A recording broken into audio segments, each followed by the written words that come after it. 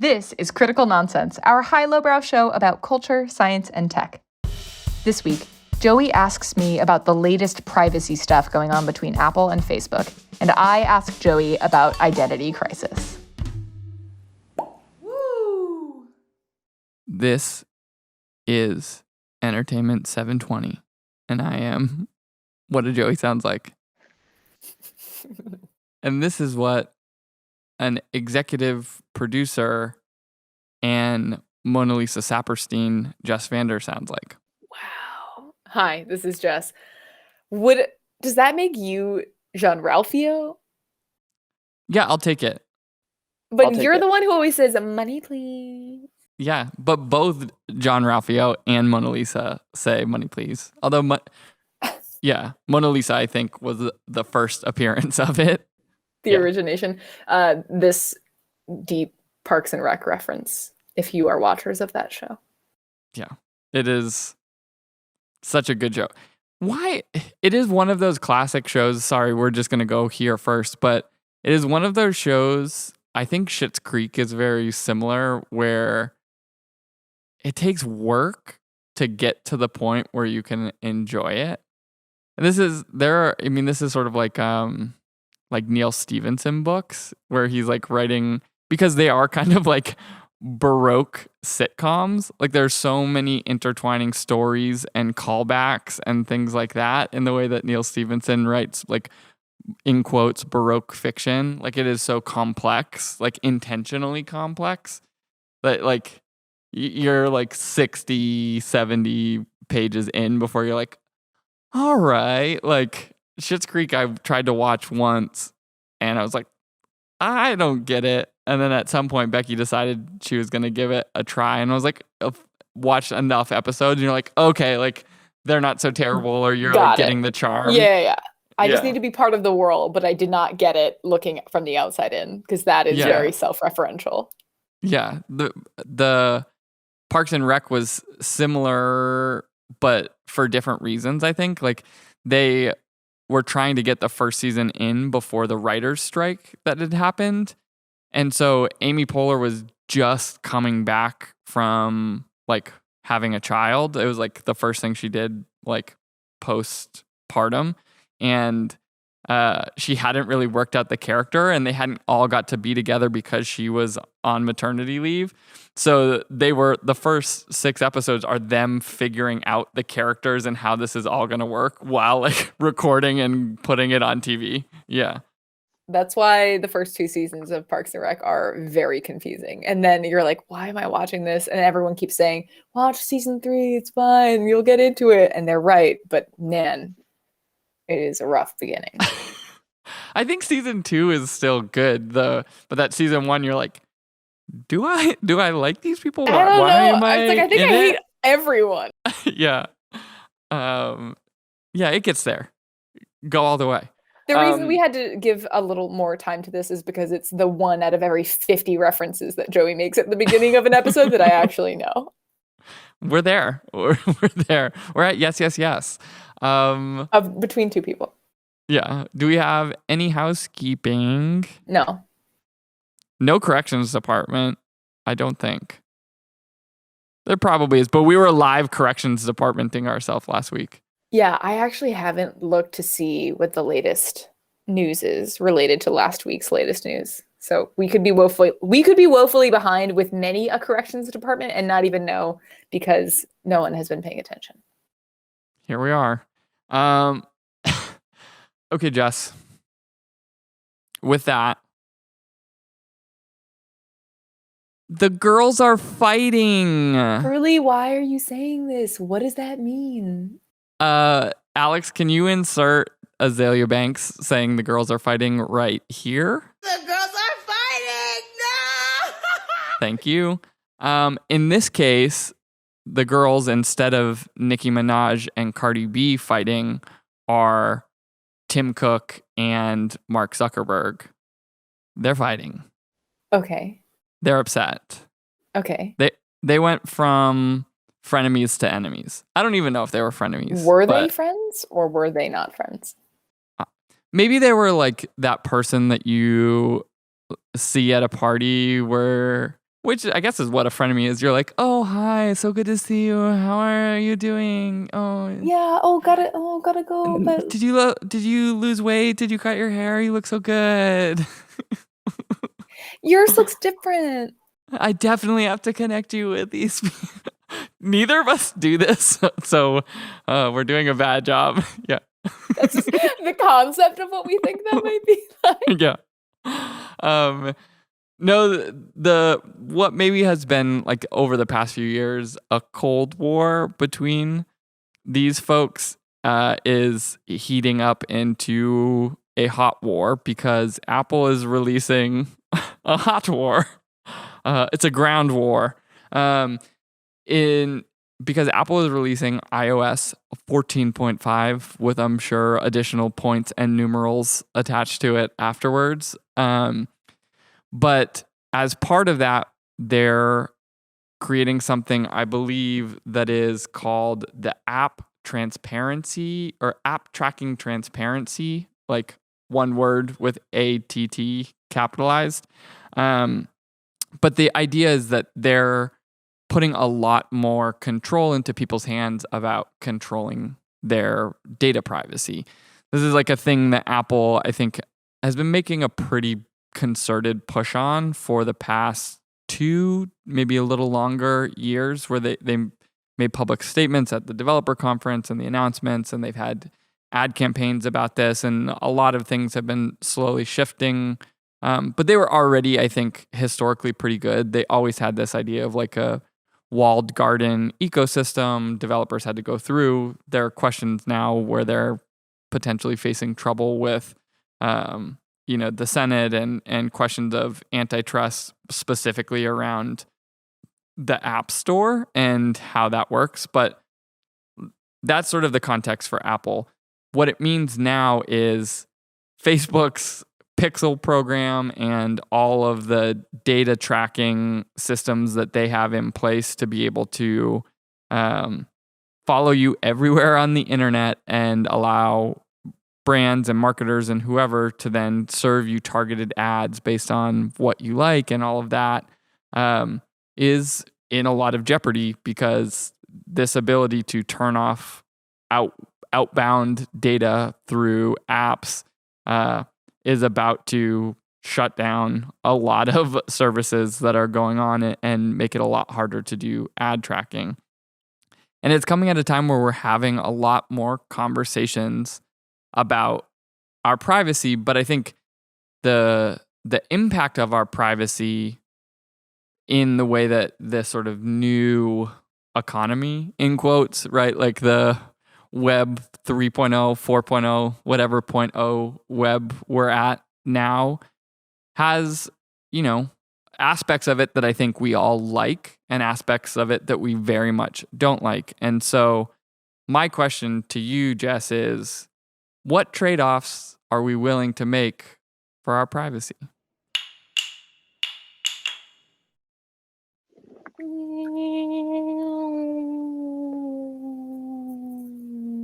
I mean, many obviously already.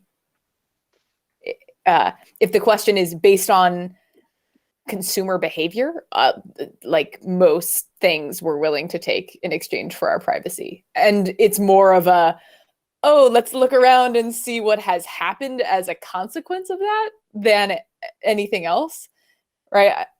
I'm trying to figure out what version of this conversation is different than the tropes of like, we haven't realized there are so many consequences of like not being in control of our privacy. And now that we're having this moment coming to acknowledging that we have power, how can we as consumers or people leverage that? Like, maybe that's what's interesting to me of where can we use it as bargaining chip to get more? Yeah. But in terms of like me personally, I'm no different from most people in that I'm willing to trade off a ton for my privacy and it doesn't matter to me as much. But should it, so that I can get more things? Is that the most rational argument you've heard? Yeah, no, I think that's like exactly the question. Like, what is your value exchange? And I think we've talked about issues related to this in the past. A few weeks ago, we spoke about sort of this idea of like sovereign creators through the lens of what aspect of sort of intellectual property and creators, how much of their value are they recouping in the exchange between platforms or publications or whatever.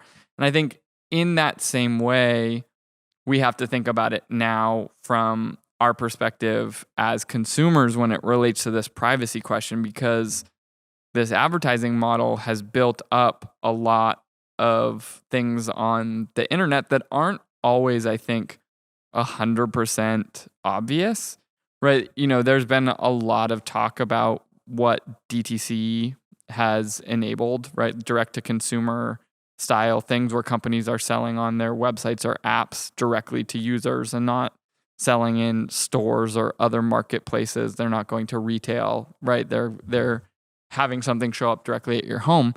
But that model is largely dependent on pretty advanced advertising tracking systems, right? Like the reason why you get those weird ads on Instagram where you're like, this is exactly what I wanted, but I don't like that you know it.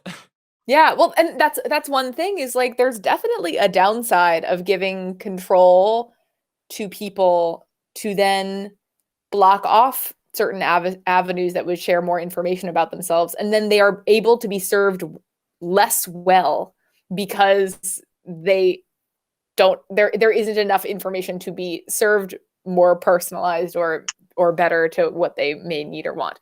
Which I don't know if I have a feeling of like what is the right answer, but definitely there are not only downsides, there are many upsides to not holding your privacy close to the vest. Yeah, I mean it's an interesting question because I think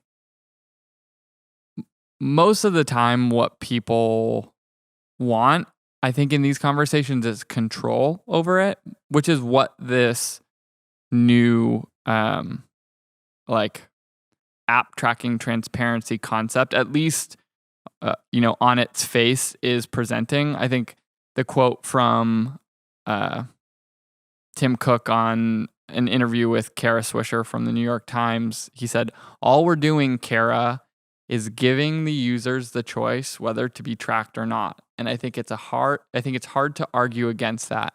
I've been shocked that there's some pushback on this to this degree. The pushback he's alluding to is Facebook has been running a pretty big advertising campaign saying that, Apple is going to kill like your favorite cooking blogs and things like that. And so this is where that question of like, what is the exchange and how does the model shift, right? Because there's that phrase that says, if I don't know how exactly it goes, but it's like, if you're not paying for the product, you're the product, right? Which is saying like anything that you're doing for free, you're doing it because they're making money off of whatever it is you're doing on the platform. And in most cases, in Facebook's case, right, like they build Instagram and they own WhatsApp and they have, Facebook for Teams, which is like a Slack competitor, and they have the mothership Facebook product that are all free. And the same with Google, right? Google has all of these free products that are all dependent on the success of their advertising products.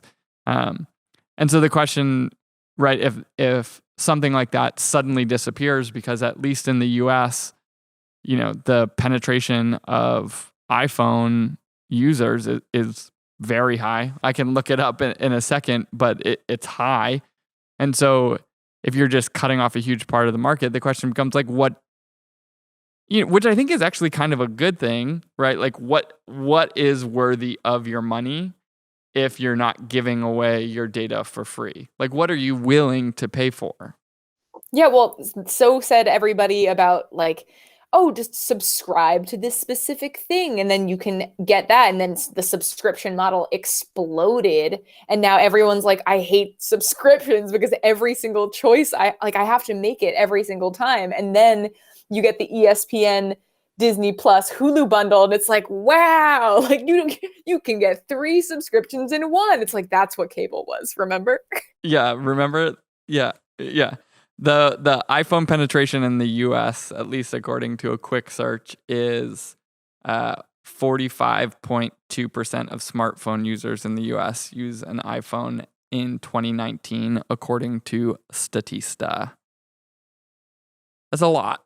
That's almost 50% of the market is using an iPhone, which means, this new update is automatically, I think, defaulting to not sharing unless you turn it on. I believe that's how I've understood it, which means you're cutting off almost half of the data that you're getting as those ad trackers. But like, what happens if like the day after, like the morning after, all your ads are terrible? Like, would you turn it back on? Yeah, you're like, It's just like, this no. is so off. I don't like this at all. Yeah, I am not interested in Better Homes and Gardening subscription. Or maybe you are. Maybe you are. Maybe you are. I think, the part of this that I struggle with is, what is the impact, right? Like, this is going to have some immediate impact, and it may have like a negative impact on some of these like smaller players much more than it's going to have an impact on bigger players. I think like the benefit and the negative aspect of like free market economies is that like some will survive and some won't, and something will stand up in its place. But this feels like a moment that's probably going to be a not insignificant shock to the system, right? Like something is going to have to happen in place, right? Like we talked about, like, because people aren't going to retail stores in the same way before, like how do these small brands, small companies, small publications, whatever, find people that are interested in their product if they can't find them through these sort of, very sophisticated advertising tracking to draw people in? And wow. Yeah. So, if all these things disappear, it's either like something shows up in its stead, or, we just have a bunch of these small companies that we've gotten used to, and maybe like important that we like for ourselves, that are gone. Yeah. Wow. And yeah. I mean, it does bring up the question in this case, and I think, this idea of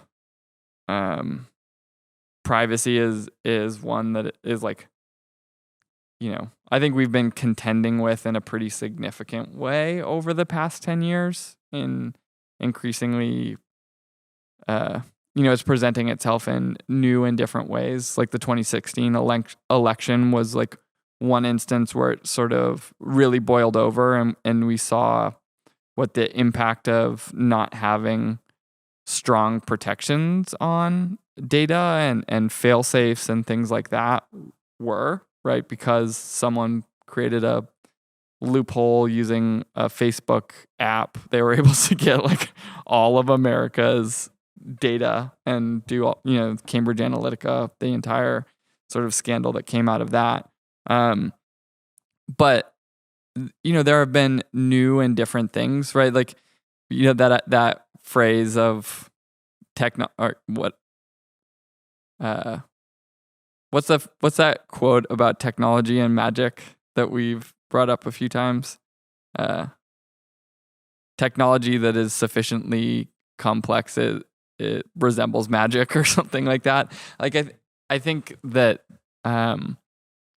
this is sort of one of those instances where a lot of the things that we've been seeing related to the increasing sophistication of advertising tracking results in, it is so complex that people make assumptions about how it's actually happening, right? Like the assumption is always like Instagram or Facebook is recording my conversations, and that's how they know these things.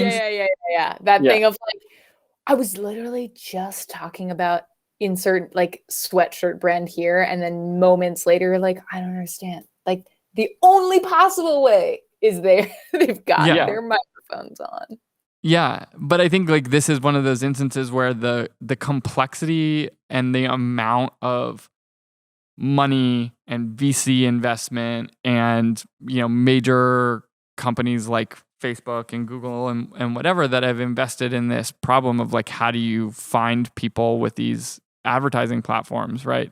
The reality of how it's happening is so much more complex, and the question is like, maybe not better, right? Like they know, because of the amount of data flowing out of your Facebook app, and because location data is like automatically turned on and things like that, that I came in proximity to you, and you had just recently been searching a thing about X, Y, or Z, which means you're more likely to have been talking about it, which then means because we were together, you may have spoken to me about it. And then I'm getting served ads for the things that you search for and you spoke to me about, right? Like it is like this super, their I think they call it the social graph at Facebook, but it's just like wild, it's Skynet, right? From the Terminator, or things like that. It's like this insanely complex algorithmic system to like understand your data and my data and everyone that we know, and then see how information is flowing through it in order to like serve us the best new pair of socks. But like that itself is not I don't think that's a problem. That's great. If it's gonna find like the Tevas, did I ever tell you the Tevas story? The platform Tevas? I'm not a huge shopper. In fact, like I don't shop a lot. I'm dating someone who does, but I really don't. But one time, scrolling through Instagram, and I wasn't shopping, but I was served an ad from Tevas for Tevas? I don't even know. I think it's Tevas, yeah. I think it's Tevas. And there was a woman climbing amongst some rocks, or I don't even know, but like something like a casual rock experience. I don't even know, where she's wearing these Tevas that are platforms like 3 inches off the ground. And I was like, oh my God, Teva, how did you know? I have been searching. I've never said this aloud to anyone, but I've been thinking to myself, New York streets are disgusting. This is in the before times, by the way. New York streets are disgusting. I don't want to step on anything that is gross. And even if it recently rained, but it is warm, I don't want to have to wear rain boots, but I don't want to have to worry about sludge entering between my toes, because that is maybe the worst nightmare of all time. Tevas, this is the answer to my prayers. And I click on the link, I go into the thing, and I like impulse buy these shoes. And since I have worn them maybe every other day that I can, since the weather has made it possible. And that experience, if delivered to me by the social graph, is a trade-off I am definitely willing to make if all it meant was that you were listening so closely that you could figure out that I was grossed out by not wanting to stand on the streets of New York with always closed-toed shoes all the time. So at the same time, like, yes, you might want more control over a thing, and you might get scared by the complexity of this behemoth, which like the potential of it is scary. In the same way, honestly, like sometimes we had this conversation even thinking about clients of ours who are very large companies, but like have a ton of power, and with that Spider-Man style responsibility comes, right? Like, what does it mean if there is this might of information about us that isn't itself inherently problematic?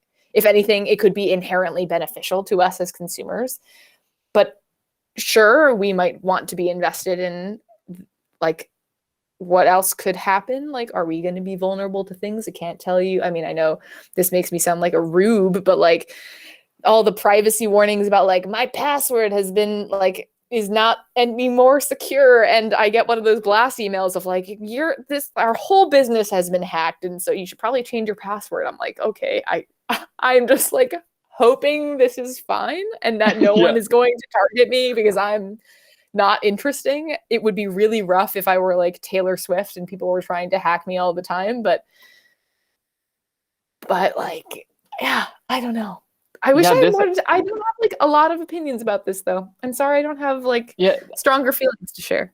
I think one of the things you bring up is like the big question is like in general as an individual, like I'm not doing anything interesting in terms of like I'm not worried about someone like tracking me and like being like gotcha or getting in like legal trouble or something like that.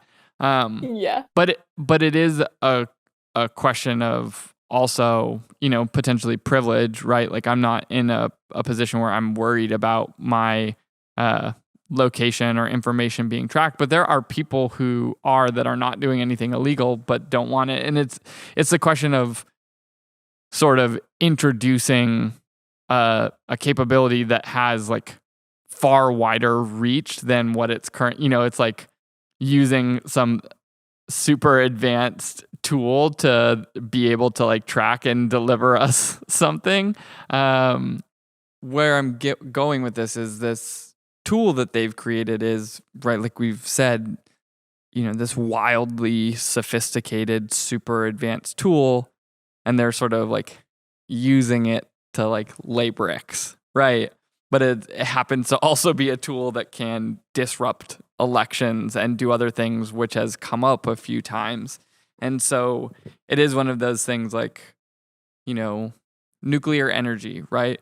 Wildly beneficial in our energy future, low, zero carbon output, can power tons of homes, everything like that. But it is this thing that people are scared of because it can have very negative outcomes if facilities are attacked or if something goes wrong or whatever. And so there's this question where, there between 1977 and 2013, no nuclear facilities were built in the US because everyone got scared of facilities and became sort of this thing, but it has huge impacts.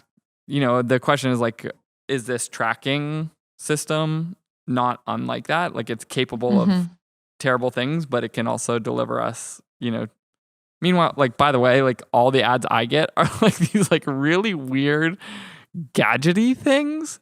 Oh my gosh, please tell me more.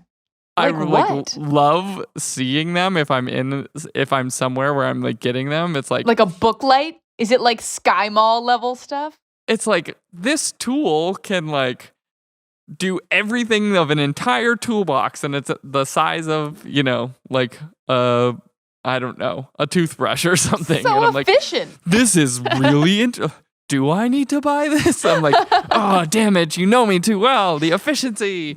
Yeah. So, I mean, it is one of those things that I think I don't know where the impact of this is going to go. I think it's an interesting question that Apple has the capability of with their scale and size and impact to have such massive like market making or breaking effects by doing a move like this. And in some ways I'm like, this is a good move. This is like reclaiming some amount of data privacy for people. And on the other side, I'm like, is it all good? Because it's, sometimes the devil you know is better than the devil you don't. So we'll find out next time on American Privacy Scandal. This brings us to your wrap-up corner, Jess. Can you do it? The girls are fighting. That's where you started. I don't know if I'll take it there. But it does, the conversation is about a future that is being contested by the bicameral legislature of Apple versus Facebook. And though we cannot predict all of the things that perhaps trying to wield more control over our privacy may bring good and bad consequences, like really garbage ads, but maybe more significant ones that we can't know. It is terrifying, just the concept, because all of this feels foreign territory, if not recently trodden. So we know the scale of a thing that is nebulous. We know that it is not necessarily in individuals' hands, but whose hands is it good in? And we also get great Tevas out of it and tiny multi-efficient gadgets. So I don't know. And I love my iPhone. Where does this go? Two things. That one, live fact or a live corrections department. The quote was, any sufficiently advanced technology is indistinguishable from magic. That's Arthur C. Clarke. Two, your bicameral quote made me think about the origin of consciousness and the breakdown of the bicameral mind, which was about when our brains merged. And so maybe the internet is going to come to life when we break out of this bicameralism. That is all. Oh boy.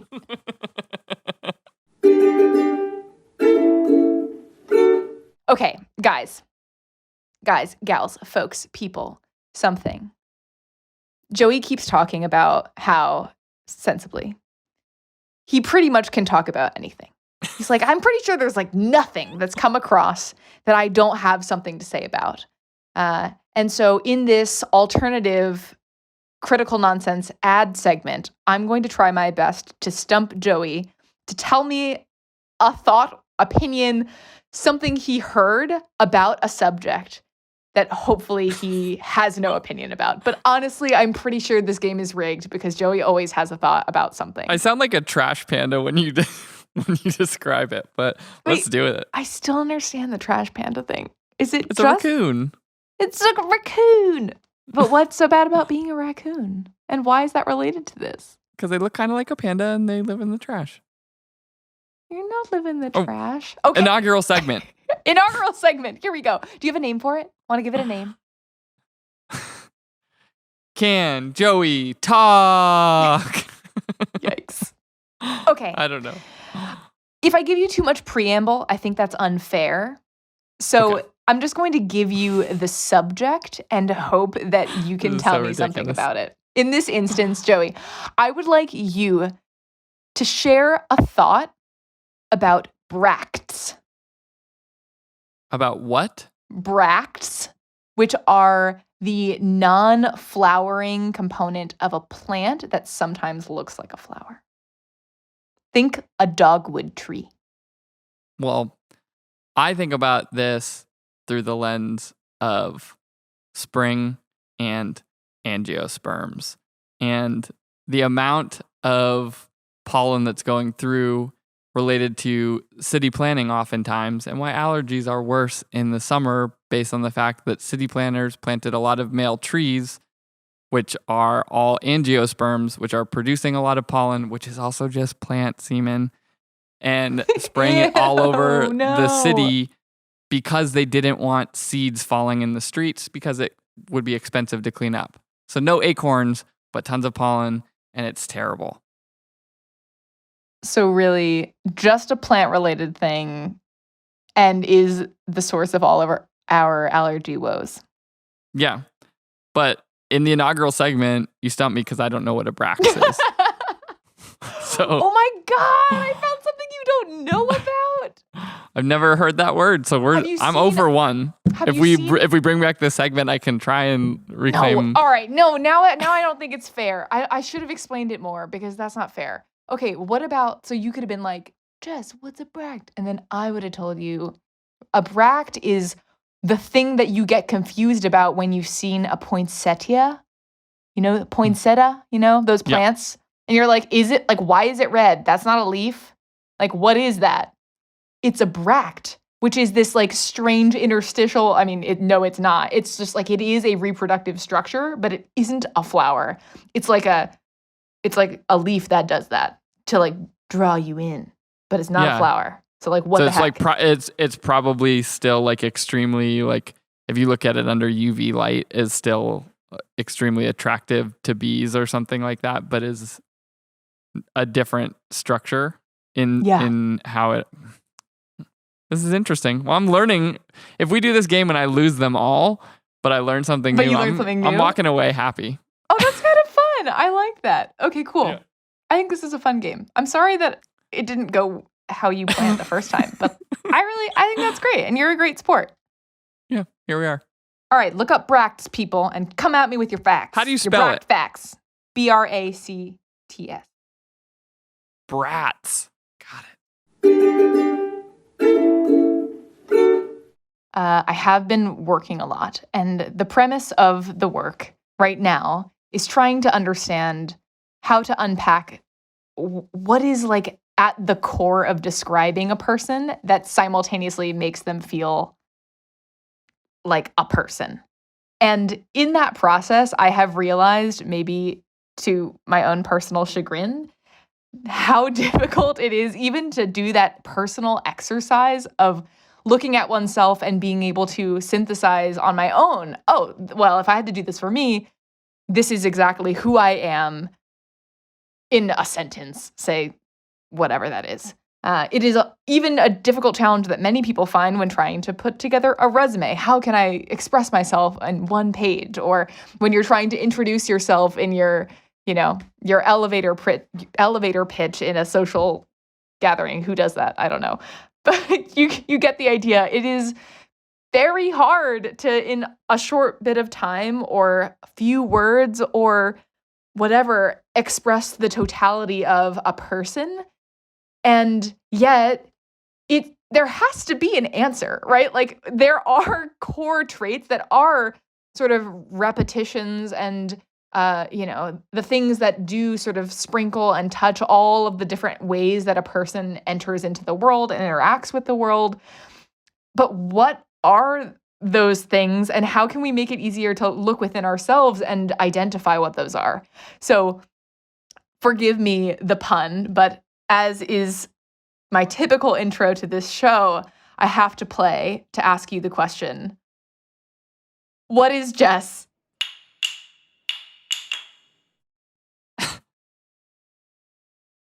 Hi, this is Jess.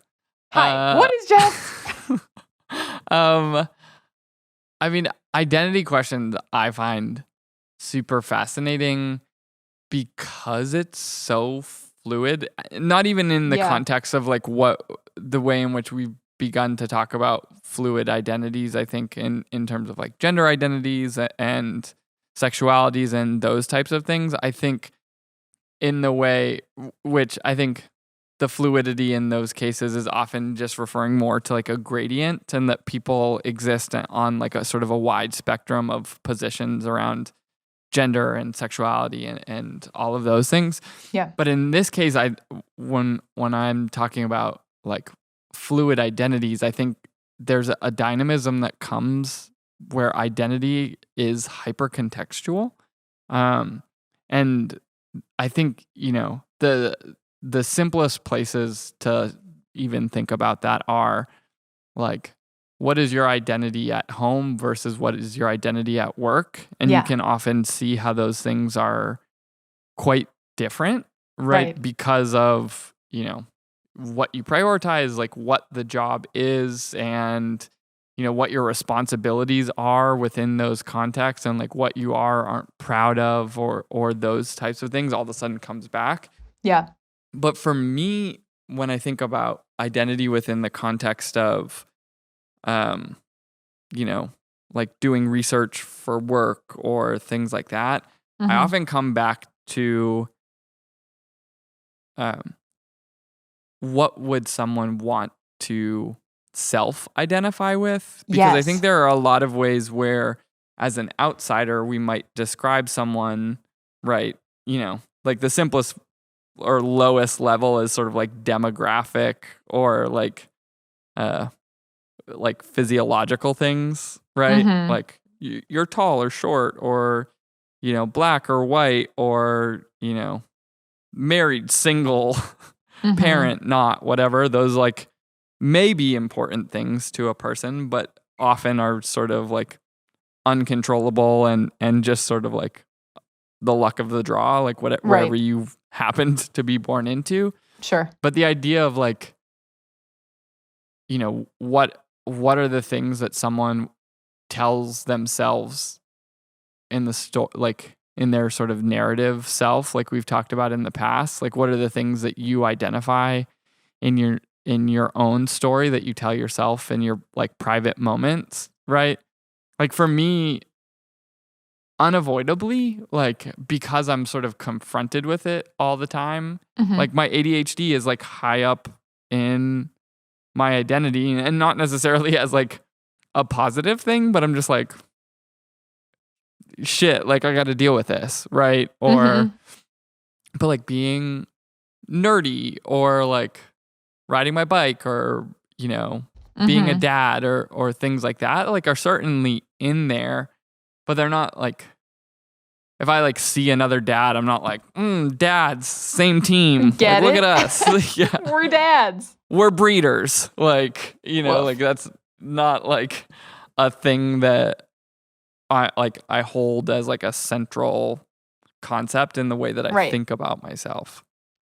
Yeah, part of it is, what is most top of mind for you? Maybe being a dad is very top of mind because Emerson is around all the time. She means a lot to you, all of those things, but definitely is like prominent. But then there's another thing that maybe could be important in the story you tell yourself, but no other person may be seeing or talking about, and maybe only comes up on occasion. It's things like that where it's like, why is that so important, even if it is not visibly so or obviously so? Yeah, it's really interesting. I think Dax Shepard talks about this in his podcast often, but the difference between like how wildly different the story you tell yourself about like where your value lies, because I think that's a lot of what identity is like this sort of pie chart where you're ascribing what you think your personal value is, or where you value it, whether or not it's like valuable to other people. Is it valuable to you? And so, if you imagine it as like some finite percentage of value, like where are the things that are important, and how would you do that? But the things that you tell yourself versus the things that someone else might tell you can be really different, right? Like, because like yours and my relationship, we provide each other like very different value than we provide to our romantic partners or to even other colleagues, right? Because they have different needs, and sort of the intersection of our own identities fit differently. Like it is sort of like a different like protein conform between like our relationship versus even each of ours with Aaron, right? Like we're providing different things to each other. And so if we described each other, they wouldn't look the same. That's true. Identity in the eye of the beholder. But still, then you also end up seeking out the people. I don't know, if you are the type of person who is interested in trying to understand this about yourself, there's some kind of reconciliation that people go through of like, here's my story. I just want to validate or gut check with like my horoscope with the people around me. Like I'm constantly looking for other people to affirm, like, do you see this? Because I see this. Do you see this too? Are you sure? and that's maybe, I don't know, expression is part of that, but there's also like just other forms of seeking validation that I think are interesting and confusing. Is there any such thing that is most accurate? I think when you come into these things, the forcing function of limited space or time to describe yourself becomes like an exercise in what you would prioritize, right? Like, if I gave you quick 3 words, 5 words, or a sentence, or 280 characters, or whatever, like how do you describe yourself in those contexts? But I also think one of the things that becomes difficult in these questions of identity is where the where the tensions and the conflicts exist within our Yes. identities. Right. Because whether it's between your like home identity and your friend identity and your college friend identity or your high school friend identity or your family identity, like, you know, your parents and your siblings versus like a new family that you've created, like those things could conflict with each other, right? Like you play a different role within a group, but just in like sort of like the center of yourself, the story you tell yourself can also have conflicts, right? But when we seek to see a description, we don't want conflicts in a description, especially a like description of someone else's identity, right? Sure. Like Give us consistency. yeah, I'm very playful. Like that's like an important thing to me of being like a little mischievous and like not too heavy and light. Like I've talked about on here before, like I don't think I'm funny, but I appreciate funny things and I think I'm playful. And that's like important to me, but I'm also, you know, I can be stubborn and I'm like not afraid of conflict in a lot of circumstances, right? Which like fighting directly conflicts with like playing and or is exactly the same thing. So somehow. Yeah, and it's I'm different like sides of. I'm not interested in details until I'm like very interested in like the most minute, like not useful details because I like it's just sparked my curiosity.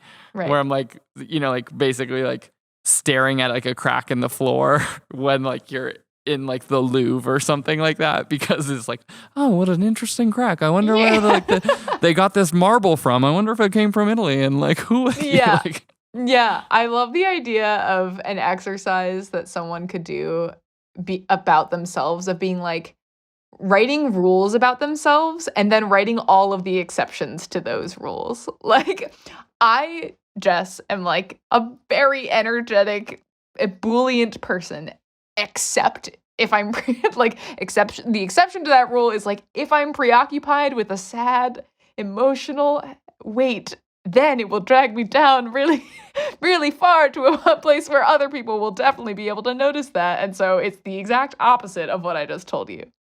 Yeah, I mean, it's interesting too because like identity in some ways like just doesn't fucking matter. Like we have this sort of obsession with identity right now. Like who am I? Like culturally, there's like a lot of sort of interest in sort of existential types of questions, like these really big questions that even if you get a good answer for, like you dig deep or you explore, like find yourself, whatever, like even if you get a good answer, it doesn't fucking matter, right? Like it only matters to you. It is like, well, what if, okay, rejection though, objection, point of order. What if it matters if you can't understand why you keep crossing certain challenges or like certain things keep happening? You're like, why is this happening? Is it me? Is it something I'm doing? Maybe there's a point of enlightenment that could help you see like, oh, this is a habit that I am putting myself into. And if I know enough, maybe I can get myself out of it. Yeah, the question where I was starting to go towards is like, what do you value? I think is more important than maybe the question of like, who am I? Right? Because who you are changes. Like it changes from situation to situation, but it changes over time. And these, it's not like a static concept. So like, determining your identity one day, like may only be like good for a day, and like the next day it starts to shift in some new direction. Yeah. But the question of like, what do you value? I think to your point can tell you a lot about, you know, how you would respond in new circumstances, like that the VIA signature strengths test that we talked about in the past is like the sort of central strengths conceit. Finder. Yeah, I think they call it the Strengths Finder test now. Originally, it was called the VIA signature strengths test. But it's like the central conceit of positive psychology. It's like if you know what you value and you put yourself in situations where you can express the things that you value, then you're going to be happier. And so like that idea to me of like, you know, is what you value more important as an identity than like who I am as like sort of what my external outward appearance is? Like probably, right? Like even when we're trying to understand another person's identity, it's really only we're trying to like create a mental model to predict their behavior. Right? Sure. Like we're just trying to like you're genuinely trying to put them in a box so that you're Yep. like, I know exactly I how know you'll you. respond. Yeah. But like even then, like that never happens. Even like I know you very well, but I can't like 100% accurately predict like everything you're gonna do in some like unforeseen circumstance. Yeah, but if you had a social graph, Joey, you could. You Facebook could do that. may be able to Maybe predict. Facebook could do it. Facebook knows me better because it knows what I value. Because it knows I value being 3 inches off the ground at any given time, walking around dirty city streets. I could have told you that you would like Gosh. a modern version of old corny sandals. Look, you say that, but little do you know that Crocs came back 2 years ago. Oh, I know. Do you wear them? Crocs never went away. Yes, they That's did. the thing. They were never for me. It's just people I'll hid go as them. far as to say that, but they Yeah. never went away.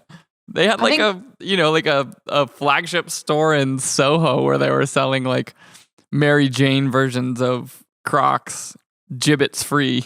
The renaissance of Crocs. Now, out of the closet, you can wear your Crocs around anywhere because no one's going to see them anyway. And then we're all going to see each other in person for the first time. And you'll be like, I didn't even know you. It's like, you don't know. You didn't know me, but my identity is fluid and I like Crocs and that's fine.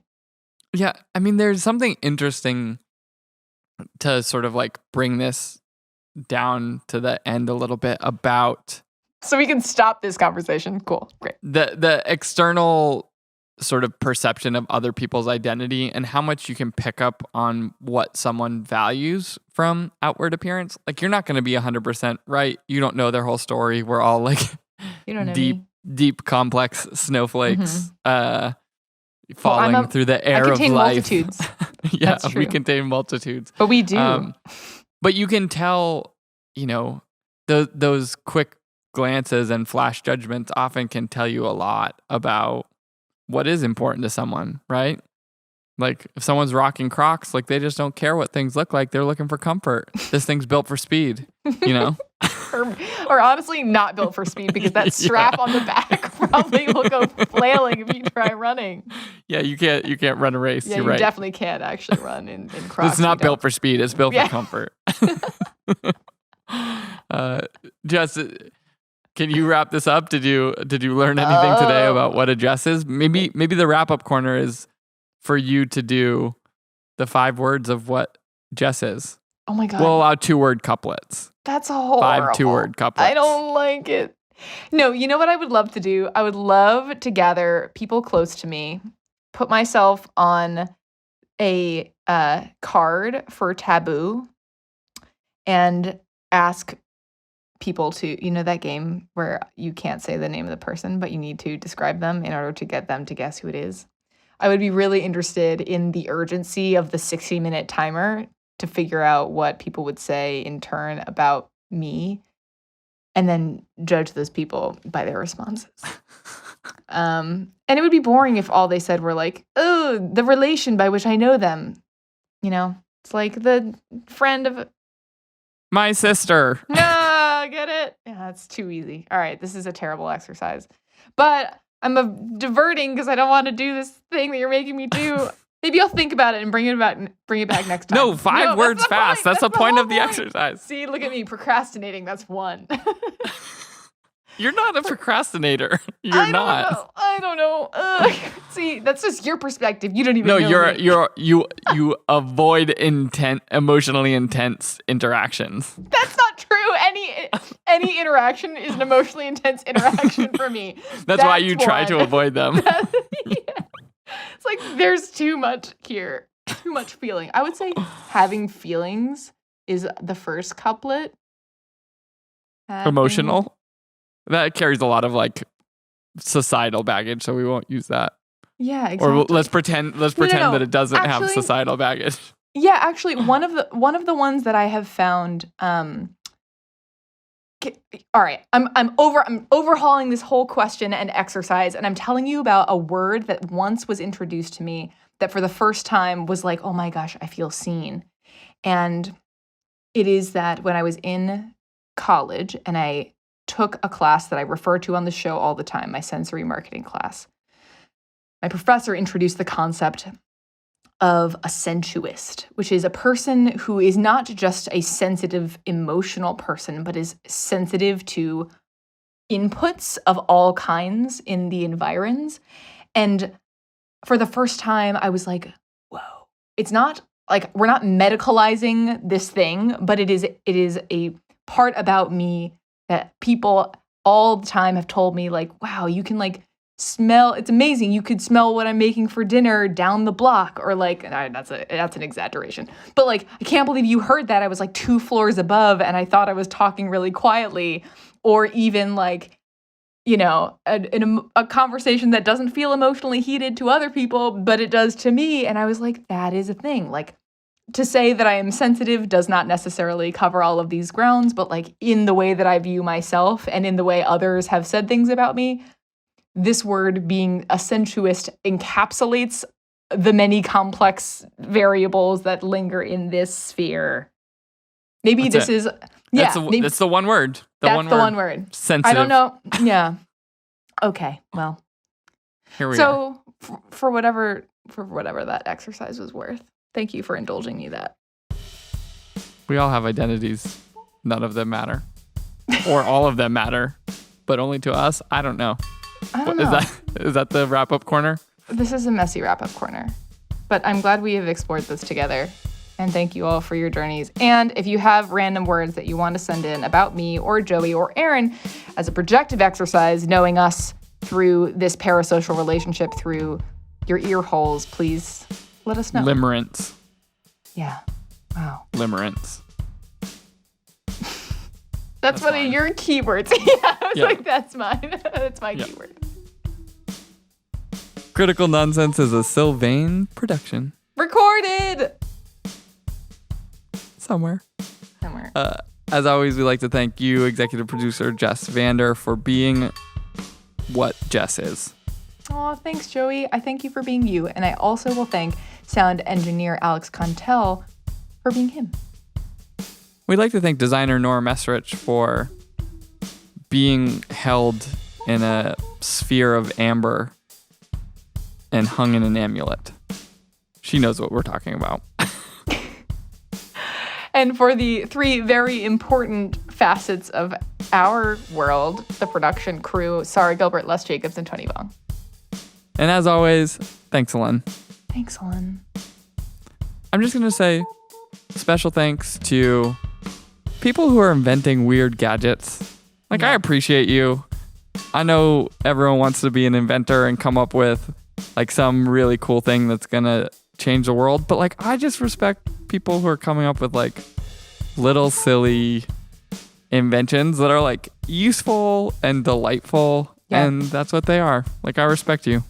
Yeah, we want to see all that. And actually, knowing that Sky Mall has been discontinued, I would like that publication to reemerge. And right now, I'm throwing out the idea, what if the newest spinoff of the Sylvain content creation universe is a new Sky Mall magazine where every month we issue all the products of random types that we have invented in our minds that we would love for someone to create. That's a great idea.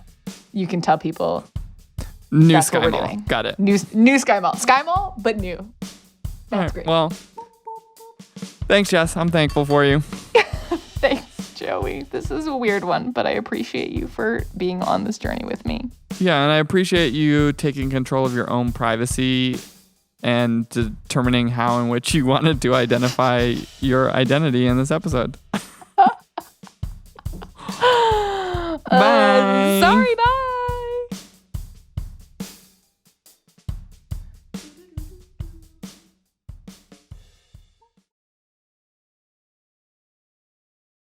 Jess is holding up her broken microphone. I'm sorry. We just had this whole discussion to prevent I this mean, from happening. Alex is recording, I guess.